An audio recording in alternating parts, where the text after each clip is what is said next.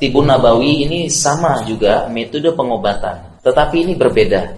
Berbeda dengan pengobatan yang lain karena Tibun Nabawi ini dia dinisbatkan kepada Nabi SAW.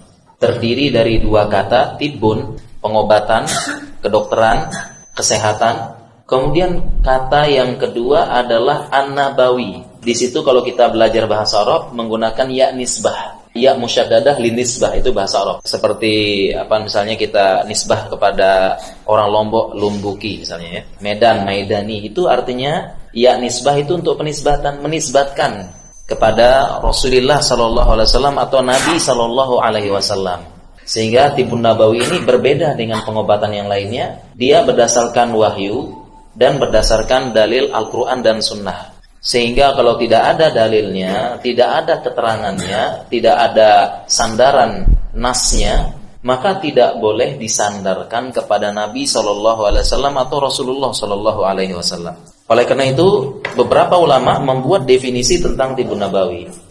Ya, tadi kan asal katanya ya. Contohnya pengertian Tibun Nabawi saya bacakan ya. Tibun Nabawi huwa kullu man dzukira bil Qur'ani wal ahadithi an-nabawiyyati shahihah. Tibun Nabawi adalah semua metode pengobatan yang disebutkan dalam Al-Quran dan dalam hadis-hadis Nabi yang sahih.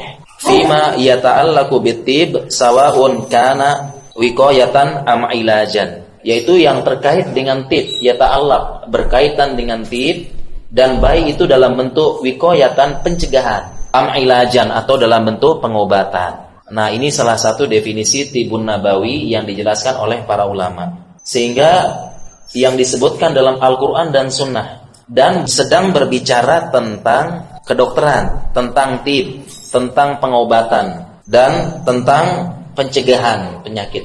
Dan dalam Al-Quran dan Sunnah, contohnya misalnya sebagaimana yang telah kita ketahui, misalnya tentang madu. Disebutkan dalam Al-Quran, keluar dari perutnya para lebah-lebah tersebut minuman yang beraneka ragam warnanya. Makanya madu macam-macam ya. Ada hitam ya, ada madu coklat, ada madu yang agak putih sedikit. Berbeda. Ya, fihi syifa'ul linnas. Di sini pada madu tersebut ada kesembuhan. Sehingga disebutkan madu berarti jelas ini Tibun Nabawi. Disebutkan dalam Al-Qur'an dan hadis dan berbicara tentang kesembuhan dan pengobatan. Contoh yang lain lagi yang sudah jelas habbatus sauda. Hadisnya inna hadhihi habbatus sauda syifa'un min kulli da'. Sesungguhnya habbatus sauda ini obat segala macam penyakit.